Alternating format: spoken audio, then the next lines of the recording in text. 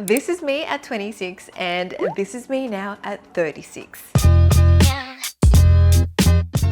A lot has changed. I've been online for over a decade. I've had 2 kids and my beauty routine is completely different now. And I'm not gonna sit here and pretend that looking fresh is all about drinking water, having 8 hours of sleep and using a really good moisturizer. So today I'm spilling the beans on what I personally get done to look more fresh and put together in my mid-30s. From low maintenance things I swear by to the treatment I haven't touched in over 10 years, and that's filler. As always, I'm just gonna keep it real with you guys, but I should say that by no means am I imposing my beauty ideals on you. You go live your life, you do you. I'm just sharing my personal experiences and what I like to do. Let's start off with the easiest one and probably the most obvious, my hair. One of the biggest changes I made recently was I chopped my hair. I know a lot of people say that long hair looks more feminine. My husband, Alfred, would definitely agree. But guys, I honestly hardly had time to do my hair. I always had it tied up. Plus, I was going through postpartum hair loss. So when it was growing back, it was like all like different lengths. And so I was just really sick and tired of it. And I just made the decision to chop my hair. Guys, after I cut it, I found this newfound freedom. It's so much easier to maintain, easier to wash, easier to dry, and somehow I looked more stylish without having to do too much. So yeah, thank you for all the hair compliments I've been getting recently. Another small thing that instantly makes me feel put together is getting my nails done. I think a lot of you guys know that pre-kid me loved nail art. I loved long nails, charms, dangly things, you name it, I was all for it. But now I feel like I'm more toned down. I'm more of like the clean girl version. I usually get my nails done and I opt for a gel manicure with builder gel because it lasts me so much longer. I get up to about like 5 weeks wear out of my nails. Normally I go for like a nudie color, so when it's grown out it doesn't look too bad, but I've been in a brown polka dot mood. Nails is just one of those small things that make me feel polished without having to think about it every day. The same goes for lash lifts. I have my go-to places in Vietnam and Singapore. I usually go for like a Korean style lash lift because I find that those last me the longest, anywhere from like 5 to 6 weeks. I don't wear makeup every day, so it's like a big difference for me. Like just having my lashes lifted, it makes my eyes look more open, my lashes look longer, I just look more awake. It's definitely one of those services that have a high payoff. It literally takes an hour to get them done and it lasts a month and a half. Now let's talk about filler. Honestly, I haven't had fillers in over 10 years and somehow it's made its way back into my beauty maintenance routine. Let me explain, because I feel like this is the part that a lot of people are going to be curious about. In my 20s, I've had filler in my nose and my chin, but back then I was kind of like chasing the beauty standard of having like the V-shaped face and like a higher nose bridge. That was the thing back then. Eventually I kind of got over that phase and I haven't touched filler ever since, up until recently. I started noticing some big changes in my face and it's more about volume loss and hollowing out in certain areas. Now, younger Tina would have thought, yes, oh my God, you're gonna look more snatched. But when it actually happens, in reality, it makes you look more tired. You look older when you lose the volume in your face, so not so snatched and sexy. For me, the areas that I noticed the most was around my temples. Like these areas were hollowing out. There was like more of a dip there and it was creating like a shadow that would make me look a little bit more tired, a little bit older. I also noticed some volume loss around my cheeks, under my cheekbone. That area used to be a lot fuller pre-kid. Now I did try some other treatments to try to build up the volume and skin quality, but that doesn't really replace the volume that's lost overall because it's a mix of collagen, elastin, fat, and sometimes it can be bone as well. I didn't know this, but especially if you breastfeed after having kids, your calcium levels get depleted if you're not supplementing. And guys, I breastfed both my kids for well over a year, so I'm not surprised if I lost some bone density too. So I decided to look into hyaluronic acid fillers, or also known as HA fillers. Now these have been around for decades. I'm talking like 30 years, used globally. So a well-researched treatment that's been around for ages. But in saying that, you still need to do your own research because there's different fillers on the markets for different types of results that you want. Also, you want to find a doctor that's experienced and well-versed in facial anatomy me because you don't want to mess your face up.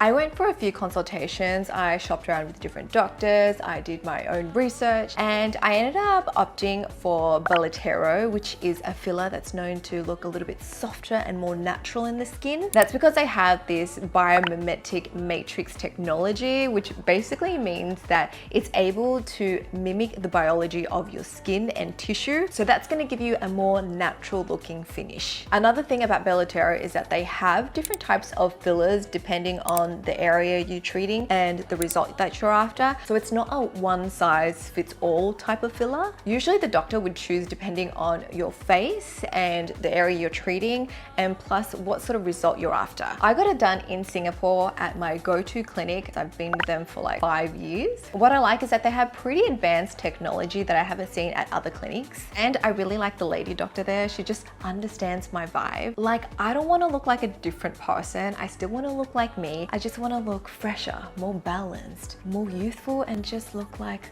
I've slept 8 hours, less like a tired mum. What's really cool is that during my consultation, they took a 3D image of my face so we can see the areas that I was lacking volume and how we can like balance it out to make me look more youthful. We ended up treating 3 areas. So my temples, underneath my cheekbone where it was hollowing out, and my chin. My chin was to help my side profile look more balanced. You see, before I had kind of like a receding chin, which I've always had, and in the past I did get filler for that and it kind of lengthened my chin and gave me a very V-shaped face. I didn't want the length so much. It was more about creating that shape and balance my profile view. For these 2 areas, my doctor used BELOTERO Volume, which is really good for restoring that volume loss and also to help soften my facial lines. For the chin, she used a different filler, the BELOTERO Intense, which is more for adding a bit more structure, more shape, and because the chin is going to be firmer than the other areas, Intense was the better option, and that was just going to help improve the projection of my chin and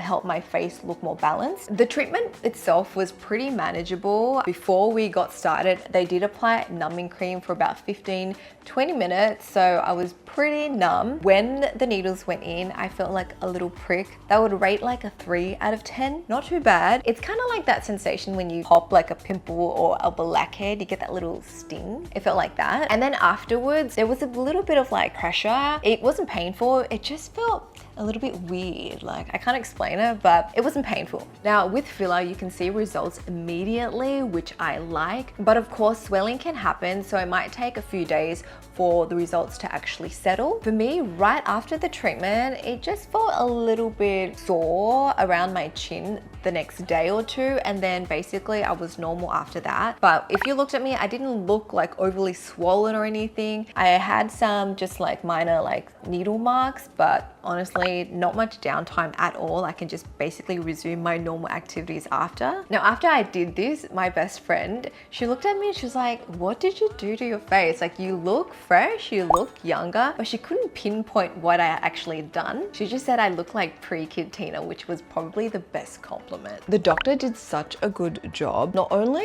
does it look good in like photos, like before and after, but when I touch my face, it still feels like me. Like, I don't feel like I have like foreign objects in my face. There's no lumps or weird bumps. Also, when I talk and express, everything still moves very naturally. And that's basically what I wanted. I didn't want like a new face. I didn't want to change like my features so much. I just wanted to look fresh. Now, in terms of results, the doctor told me it'll last up to 18 months depending on my natural body's metabolism. But it's definitely a treatment that I'm gonna maintain because I really like the results. Like, guys, just tired mum. I don't know her. Disclaimer here, I need to say this part. This is just my personal experience, guys. What works for me may not work for you, so it's always best to consult with a licensed practitioner and research it for yourself. That way you can decide if it's actually right for you or not. Now moving on to skin. I've tried a lot of skin treatments throughout the years. Skin boosters, PRP, some more advanced stem cell treatments in Korea. I have a video up on those if you guys are interested. Just search my channel. But I don't don't do all those treatments regularly. They're more like a one-off or once in a blue moon kind of treatment. I mean, I wish I could, but realistically, I just don't have the time, or more so like the downtime, because I'm always in front of the camera, I'm always filming, and some of the treatments require a lot more downtime. So now I focus more on overall skin quality, keeping my skin hydrated, glowy, and just healthy looking. Usually if I have time, I'll go for a facial maybe once a month or maybe twice a month. Sometimes I'll opt for pico laser just to brighten and even out my skin tone. At home for maintenance, I'll do treatments such as microinfusion once or twice a month, and then I'll use devices with RF for lifting and LED light therapy for overall skin health. For me, these are very like quick, easy to do treatments at home. They're like 5-10 minutes long, very easy to integrate into my routine. Lastly, I want to mention makeup, because my makeup routine has changed a lot. Actually, these days I wear less makeup, but when I do have time to put makeup on, the techniques I use are very different. If you guys have seen my other videos, you'd know that I've been spending time relearning makeup and trying to find like techniques and styles that suit my face now. So I've done a lot of personal makeup lessons. I think I'll definitely have to do another dedicated video just for that, because there's so many techniques I want to cover. Basically, my makeup has changed. I don't wear super heavy makeup anymore. My eyes aren't as crazy and dark. And I think it's just like the overall trends as well. They have changed. Gone are those super sculpted contouring and like under-eye baking days. Overall, I'd say the biggest change is that before I was trying to cover up certain details like my skin, but now I just focus more on skin quality. Then I don't have to wear as much makeup, and then just my day-to-day is a lot easier to maintain. The aim is to just work with my natural features and enhance it, and I think that's the overall theme of my